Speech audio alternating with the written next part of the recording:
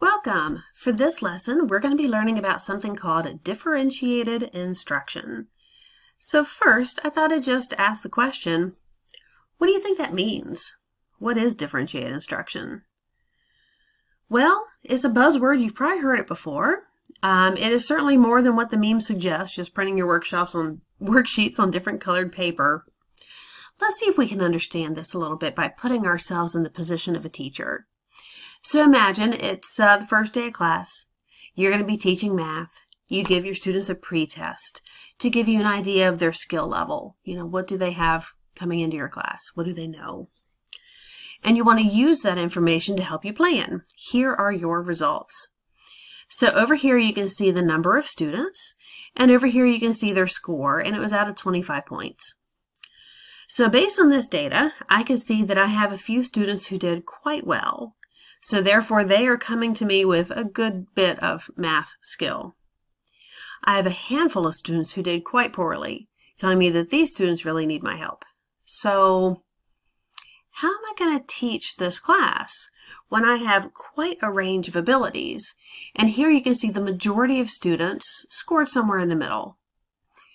What typically happens in the classroom is we teach to the middle. We say, okay, let's focus on teaching exactly what we expect, the standards for the students at this grade level, recognizing that this is probably going to be too easy for these students here who already have some skill, and it might also be too hard for these students down here. I love this quote. It says, let's stop teaching to the middle and start teaching to the student.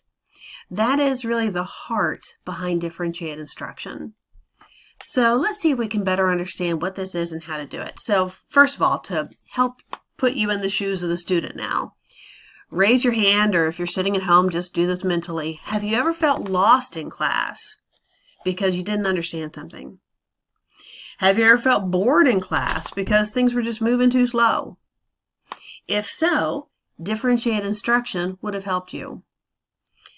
Do you ever wish that your teacher might have gone back and described or taught something in a different way that fit you better? Or that your teacher could go back and just simply do something in a way that would better fit your interests or your learning styles? If so, again, differentiated instruction would have helped you in that particular situation. So what is it? It is a flexible teaching approach that adapts your lessons to the differences of your student population. Not every student sitting in your seat is a carbon copy of one another. They're very different. They're different in their skills and abilities. They're different in their interests. Differentiated instruction is recognizing that in front of me are a bunch of different students, and I need to try to adapt things to what works for them as best as I can. So if you're not sure what I mean by student differences, well, gosh, it includes a lot of things. Maybe they have language differences. Socioeconomic status, we've already seen how that can affect students in the classroom. Coming from different cultures, different ethnic backgrounds, different strengths and abilities, disabilities, learning styles, interests, you name it. So this can often seem a bit overwhelming for teachers, because there are so many ways that our students differ from one another. But it's the idea about thinking about your individual students and trying to teach in a way that meets their needs. So here's a video to get us started with introducing this idea. And again, this video is just going to highlight, again, the various types of students that can benefit from differentiated instruction. Differentiated instruction can enhance a teacher's ability to reach all learners. Research shows that differentiated instruction can particularly benefit students with disabilities, English language learners, students who are gifted, students considered at risk for not completing school. And again, that's just a small sample. It can actually help all of your students, but those are the students who might benefit the most from it. So some basics to understand how this is done and what is it. It is based on a mindset, and a mindset of seeing diversity, the diversity of your students, as a variety of strengths to build upon. So if you have some students who might come from homes that speak different languages, or students who might have different talents. Okay, those are different strengths you can build on in your classroom. And also understanding that it is okay if students work at different paces. That maybe not everyone needs to be on page 41 at Tuesday at 2 p.m. That some students might be working more quickly and some students might have more time. Here's a video talking a little bit about the benefit of having a class where students can work at their own pace. Part of the reason this format works so well is we have a lower than average in-seat attendance rate. In a traditional format, once the teacher delivers that lesson, they're moving on to the next lesson the next day, and they don't get an opportunity to go back over it. I've had students who, sadly, in a traditional classroom, they simply would have failed the quarter due to their number of absences for legitimate reasons and often sometimes really heartbreaking reasons. With this way of teaching, that student can come really with more of a fighting chance and ultimately pass a quarter. In our model, if a student is experiencing distress and needs emotional support, it doesn't disrupt the larger classroom environment. I'm able to pivot and work with that student, discuss what's going on, while the other students are able to access the content and flourish. You have to do 10, then put parentheses in the calculation too. And I think that really shows how the point of this is, again, to help your students to succeed. When it comes to basics, something else I'd like to add to our list we're working on is it's also focused on putting students in groups. And students are going to be doing a lot of work in groups, but those groupings are meant to provide appropriate amount of challenge and support to your students. I want you to think all the way back to Lev Vygotsky and the zone of proximal development. These two topics are connected. So Vygotsky was saying we need to provide appropriate challenge to our students so they're working in their zone. Differentiated instruction is one way of doing that. Because again, if I'm teaching to the middle, they're the only ones who are working in their zone of proximal development. The kids that did well and it's too easy for them, they're not in their zone. The ones that are struggling, they're not in their zone either. So you want to group students in a way that everybody, to the best of your ability, is working within their zone of proximal development. So why differentiated instruction?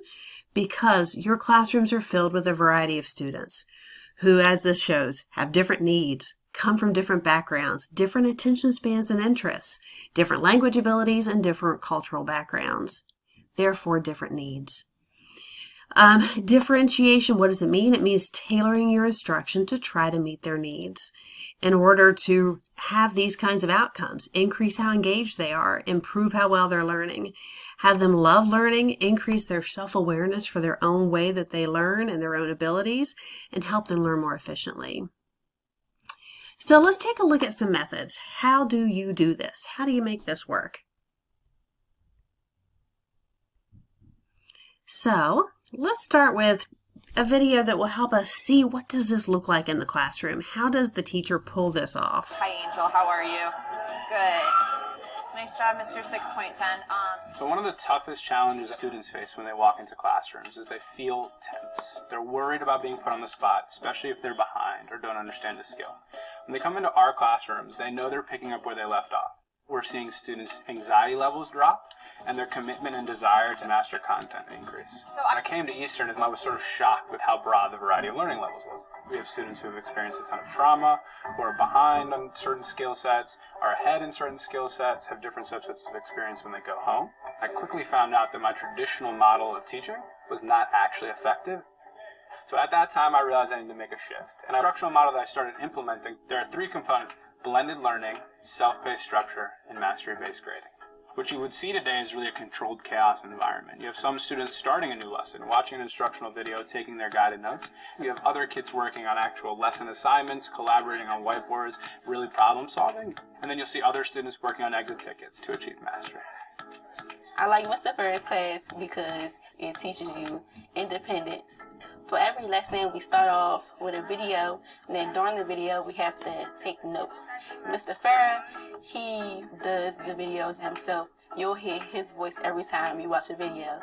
In today's lesson, we're going to focus on finding our local maxes and mins. I love it actually. You get to pause it, stop, and then go back and be able to rewatch the lesson over again until I fully understand and grasp the strategies and formulas And once they're done watching that instructional video, they transition to some type of assignment or activity. That's it for A, right?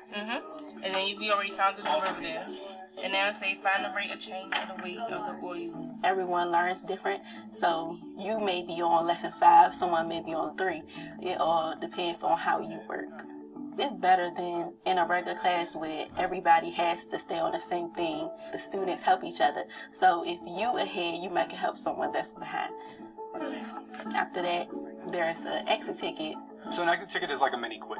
It's just a couple questions at the end of the lesson that really succinctly measure the student's ability to execute the activities they learned. So when a student has mastered an exit ticket, they move forward. When they don't, they have a reteach. You're assuming that your Y is 0. And then they try a new exit ticket until they've achieved mastery. I mean, I love this. It's really showing that full circle of learning, which as Piaget called it the cycle of equilibration, but still, and he describes it as controlled chaos, but the fact that everyone says that they're learning independence and because they're doing also things at their own pace and having some responsibility for their learning. So when you're doing this in the classroom, there are all kinds of things you can differentiate.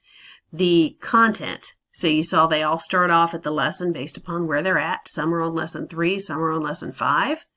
The process. They're all doing worksheets and working on it, and then the product is their exit slip. But we're going to see there are a lot of different ways, not just based on that video, but other ways you can differentiate. So, first of all, we're going to focus on the content, as you see up here, that you can differentiate what you teach, okay? So content, what the student needs to learn or how the students will get access to the information. So maybe not just what you teach, but perhaps also how you teach it. So lessons or assignments can differ in content. You can differentiate the book or the source that you're using. Does everybody have to read the exact same book? Or perhaps could some read a book and could some watch a video if they're more visual? If some are more auditory, could they listen to the book on their headphones? You can also differentiate the mode of instruction. Again, that also you can see that connection between visual and auditory. Do they have to read the book or can they listen to the book? So here's an example. So let's say you're teaching your elementary class about the life cycle of the butterfly. You might have some students who would really benefit from a more fictionalized depiction of this from the Eric Carle book. And perhaps you could even do a story time with them. You might have some that perhaps would do better with a nonfiction type story.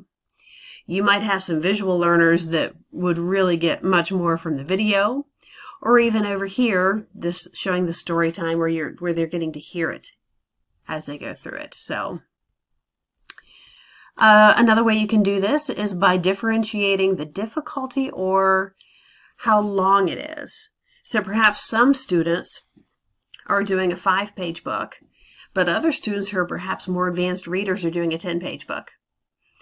Or when it comes to Bloom's taxonomy for difficulty in content, perhaps what you're going to be teaching them could be at a slightly difficult level for those students that would need that, and an easier level for those students who would need that, but you're still meeting the same learning objectives. You can even see here that some schools within their lesson plans provide you the opportunity to indicate how you are differentiating your lesson. That's kind of a nice addition. All right, so that's content.